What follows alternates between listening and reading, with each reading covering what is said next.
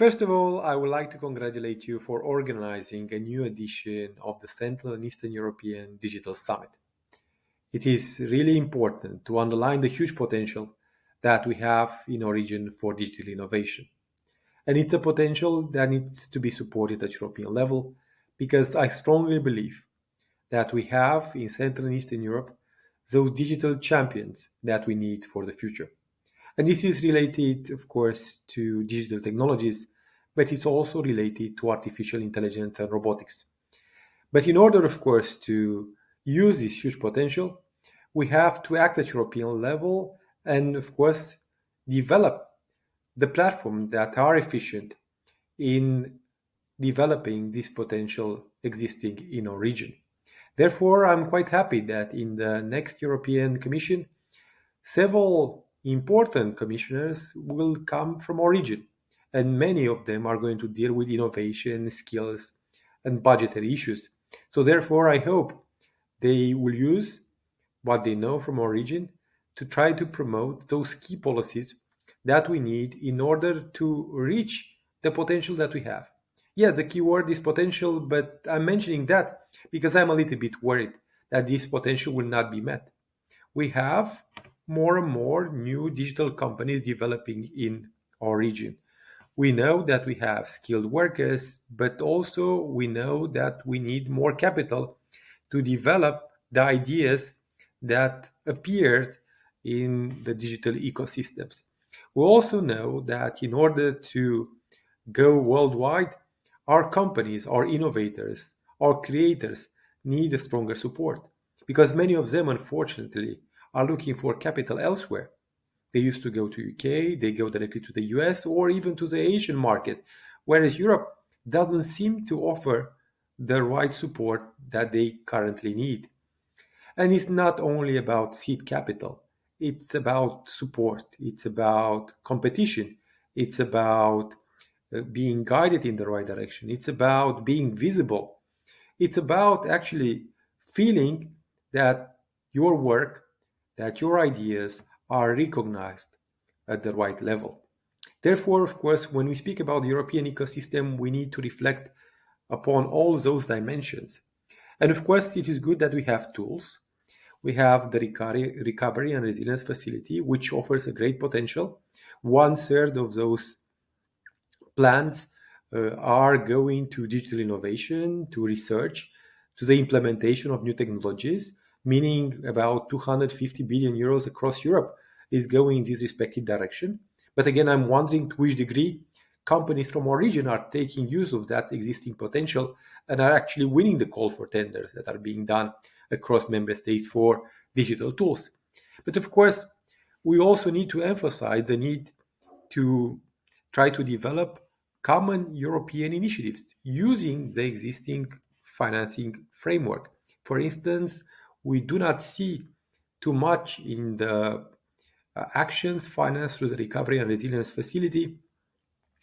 We do not see too many European projects. For instance, seeing some Polish companies and Romanian companies working on a specific project financed through the Polish RRF, or seeing in Estonia also a project gathering an Estonian company and a Bulgarian company. And why not having companies from our region working with German or Italian or Spanish or French companies on projects financed through their recovery and resilience plans, but projects that do not have only a national dimension, but projects that go beyond to really have a European impact. And indeed, I think this is what is lacking right now. We have Europe, we see it as a market, but unfortunately, we are still imposing barriers, national barriers, artificial barriers, because for digital innovators, there are no barriers. Europe doesn't have any barriers. The world doesn't have any barriers. And if you want to succeed, you have to go global immediately. Otherwise, your idea will be stolen or your idea will be already lost. Because if you lose the momentum, you lose the potential. If you do not act immediately, other players will come around. And of course, it's normal in a competitive world. Of course, unfortunately, today we do not have so many European players. This doesn't mean that we should be automatically in competition with players coming from elsewhere in the world. I don't think it's about that. It's about simply using the potential, as I said before, that we have. And in this regard, of course, I think we need to take use and, of course, evaluate what is happening right now and the fact that artificial intelligence and robotics will dramatically change the world. Those are technologies that will most likely have a huge impact on the digital industry. Now, today, for instance, we are investing a lot at European level in training future programmers, which is good. But programming will not be the same. And of course, these new tools, these new technologies, AI as a whole, will have an impact on all of us, on programmers, but also on factory workers, on young people, but also on elderly people. So therefore, of course, we have to understand the huge impact that innovation has on our daily life. Understand it, guide the direction of that innovation, uh, develop its potential while limit the risk, especially on the ethical dimension. And we have to be certain that we have a certain control over those new tools and technologies in the sense that they should respect our values, our democratic values, which are crucial for the future of our societies. So many questions, dangers, but also expectations and hopes that, of course, are going beyond the technical approach that we used to have on digital innovation. In the mandate of the Commission that is just finishing right now, in a couple of weeks, months, its role, digital was a key topic, digital and the green transition. Now, I looked at the new plan of the next commission. Digital is not so much highlighted. It's not so much highlighted, and this can be disappointed to a certain degree, but also is not highlighted so much because we have innovation across the different sectors. As I said, in agriculture, there are a lot of changes happening right now, but also in culture, there are changes happening right now. So, therefore, of course, for all of those new trends, we need, of course, to try to analyze them, to understand them.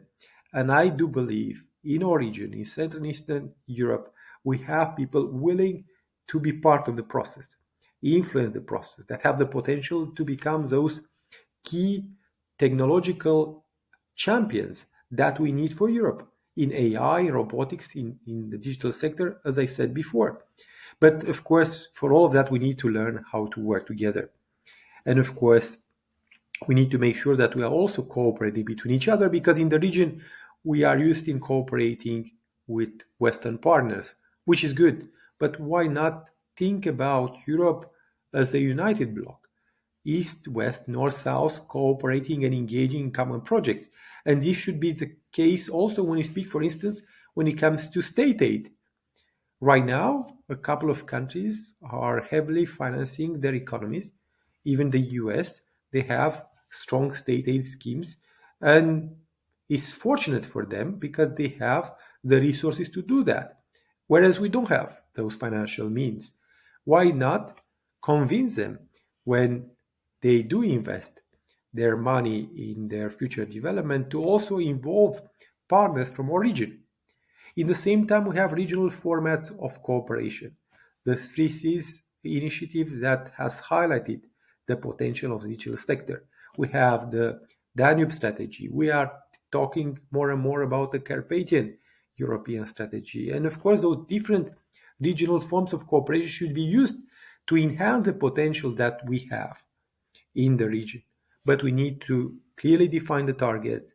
We need to clearly define the benchmarks and indeed start working. It's already too late. So your conference, dear colleagues, is crucial.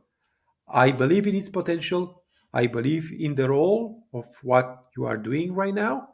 And I'm quite confident that we can work together in fulfilling that respective potential. As Vice President of the European Parliament, but also as a rapporteur of the European Parliament on the European budget for next year, I'm confident in this potential, and I do believe we will be up to the challenge. So good luck to you, and thank you again for offering me this possibility to express my ideas, my thoughts through this short video message. Good luck to you.